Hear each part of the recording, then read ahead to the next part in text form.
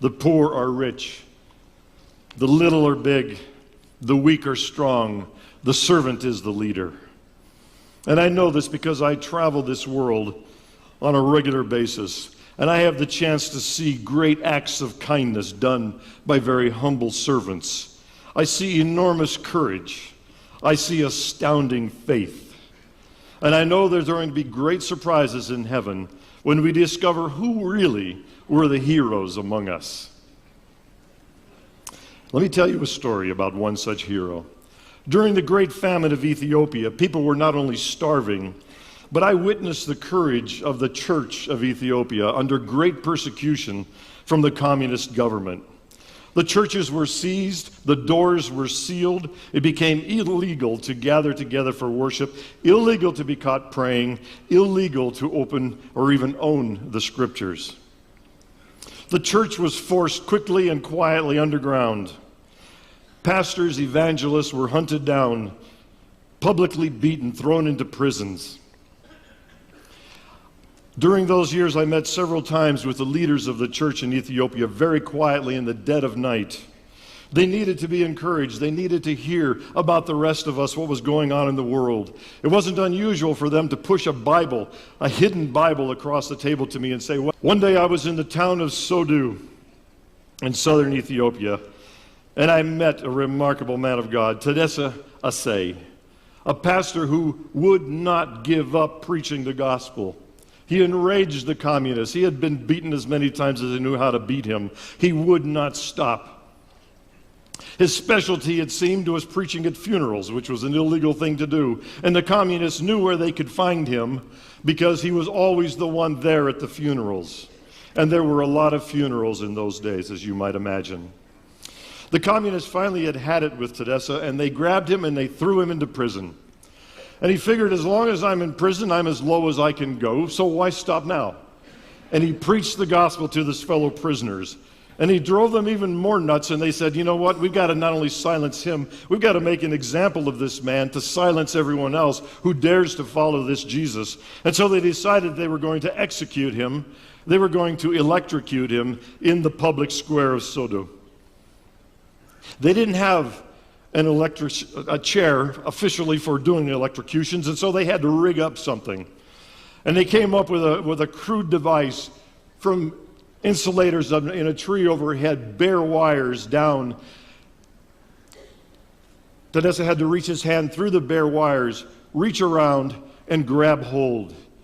And this pastor knelt in the public square while they did speeches to ridicule him and to advance communism. They gave this little pastor a moment to give himself back to God if that's what he wanted to do, and threw the switch.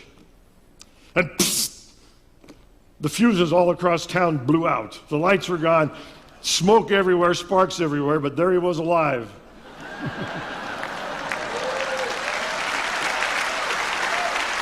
So they picked him up and they marched him back to his cell, and they brought in the electricians and said, do this right.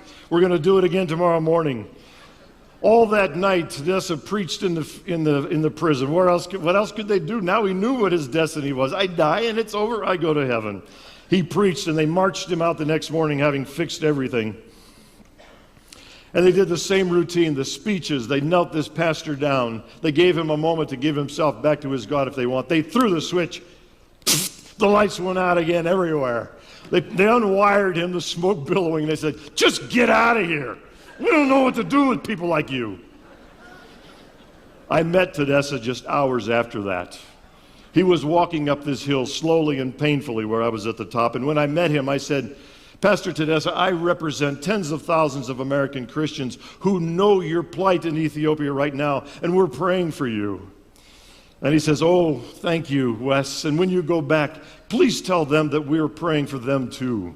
And I said, oh, I will. And he walked on, and I thought, wait a minute, what do you do when you just escaped death? And we called out to him and said, where are you going? And he says, oh, you don't want to know. And we said, yeah, we really do. Where are you going? And he said, we're on our way to preach at a funeral. Then go to church. And I said, yes, you're right, brother. That's true too. And he said, we had one copy of the scriptures in my church. Somebody found it, and I tore it up. And I said, really? You tore it up? And he said, I had to. I distributed the pages and my congregation memorized that book. We could not be caught with it. And so in the deep valleys in the middle of the night when I am preaching, I say, I need Isaiah 58. Who has Isaiah 58? And out of the darkness, Isaiah 58 stands up, and I hear God's word from the heart of one of my congregation. It says, but I'm told in America, even non-Christians have Bibles. A few years later, the communist regime fell, and the churches were returned back after 17 years to the church. And in spite of all of the deaths that had occurred, when they gathered together that first Sunday, to their surprise, there was not room for everybody. During the oppression, the church had grown fivefold. There was not room to get in. That was a very confused first Sunday back. Only God does that. The next Sunday, they had barely time to put up loudspeakers on the eaves of the churches because far more people were sitting on the hills outside the church than could get inside the church. And if you wanted to get inside the church for a seat, you had to get there 2 and 3 hours early. And the spontaneous worship as they shared what it was like to have gone through that overwhelmed them. And Ethiopia, because of the oppression, scattered across the Middle East.